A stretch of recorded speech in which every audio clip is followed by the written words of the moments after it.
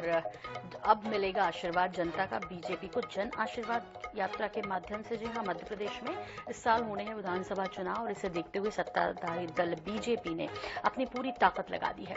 Bhajpa high command का भी मध्य प्रदेश पर विशेष फोकस है। 3 सितंबर को एक बार फिर केंद्रीय गृह मंत्री अमित शाह मध्य प्रदेश के दौरे पर आ रहे हैं। मध्य प्रदेश में भाजपा सरकार जन आशीर्वाद यात्रा निकालने जा रही है।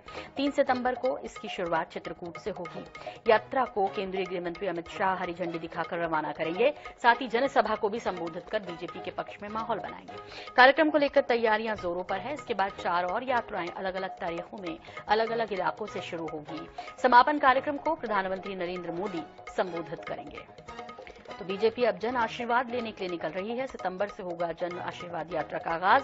बीजेपी को मिलेगा जनता का आशीर्वाद, ऐसी उम्मीद करके बीजेपी अलग अलग इलाकों से ये यात्रा का आगाज करने जा रही है, जिसके समापन कार्यक्रम में प्रधानमंत्री नरेंद्र मोदी संबोधित करेंगे।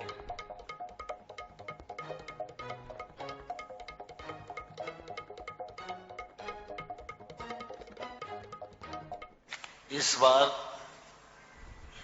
कोशिश की गई है जन आशीर्वाद यात्रा को विकेंद्रित करने की, अधिकाधिक विधानसभाओं को संपर्क में लाने की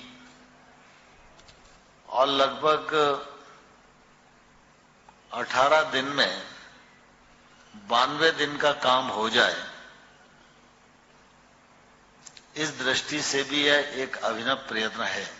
जनता के आशीर्वाद से यह कार्यक्रम पूर्व की भांति सफलता के सोपान तक पहुंचेगा, ऐसी मुझे पूरी आशा है। ये यात्रा जन आशीर्वाद कुल 10,643 किलोमीटर,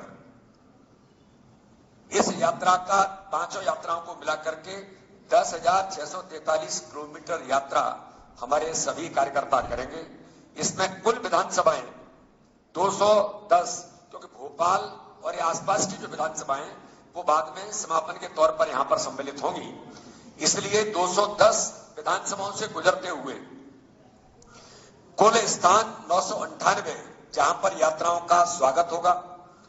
कुल रथ सभाएं हमारी 678 होंगी और जो बड़ी हमारी सभाएं होंगी, जो बड़ी सभाएं जिसमें हमारा केंद्रीय नेतृत्व भी सम्मिलित होगा, इस प्रकार से 211 हमारी बड़ी सभाएं पूरे इस यात्रा के दौरान जन आशीर्वाद के माध्यम से हम लोग करेंगे।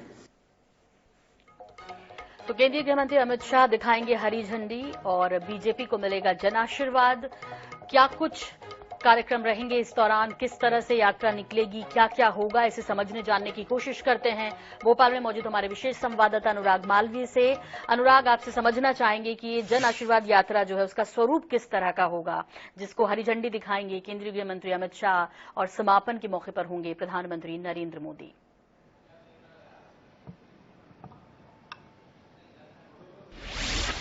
देखिए, अगर हम देखें तो 2013, 2008, 2018 तीनों सालों में जो है जन आशीर्वाद यात्रा निकली है। चुनाव के ठीक पहले ये जन आशीर्वाद यात्रा निकलती है और हमने इसमें देखा है कि मुख्यमंत्री शिवराज सिंह चौहान या जो भी तत्कालीन मुख्यमंत्री रहा है, अगर उमा भारती की भी बात करें तो एक दफा जन आशीर्वाद यात्रा में वो भी नहीं है। लेकिन इस पूरी जन आशीर्वाद यात्रा के फॉर्मेट की अगर हम बात करते हैं तो वो जो है कम से कम एक जिले की 2 से 3 विधानसभाओं को कवर करने की कोशिश होती है।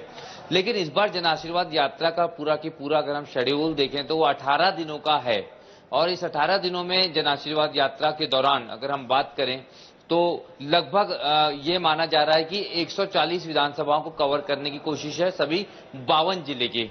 और इसके चलते अगर हम देखेंगे तो इसकी शुरुआत अमित शाह कर रहे हैं। आश्चर्य की बात यही है, जो बार बार सवाल भी उठा अभी जिस तरह जन आशीर्वाद यात्रा की प्रेस कॉन्फ्रेंस में, कि चेहरा कौन है, आपका कैंपेनिंग कमेटी को लीड कौन करेगा, किसके चेहरे पर चुनाव लड़ा जाएगा, तो इस बात का जवाब नरेंद्र सिंह तोमर या वीडी शर्मा के पास नहीं था।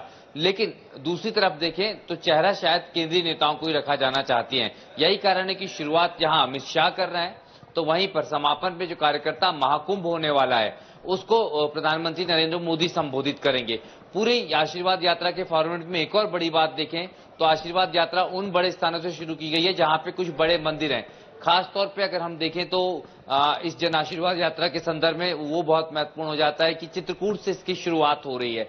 यानी कि साफ तौर पे एक तरफ डेवलपमेंट के मुद्दे पे चुनाव लड़ने की बात होती है, इसके इतर कहीं ना कहीं वो जो सॉफ्ट हिंदुज्म या हार्ड हिंदुज्म या हार्डकोर हिंदुज्म की जो बात होती है, भारतीय जनता पार्टी उससे इतर प्रचार पे नहीं जा पा रही। और सबसे बड़ा चुनावी अभियान जो है वो जन आशीर्वाद यात्रा ही है और उसकी शुरुआत चित्रकूट से हो रही है। इससे ये बात समझी जा सकती है। जी बिल्कुल अनुराग, बहुत बहुत शुक्रिया इस तमाम जानकारी के लिए आपका।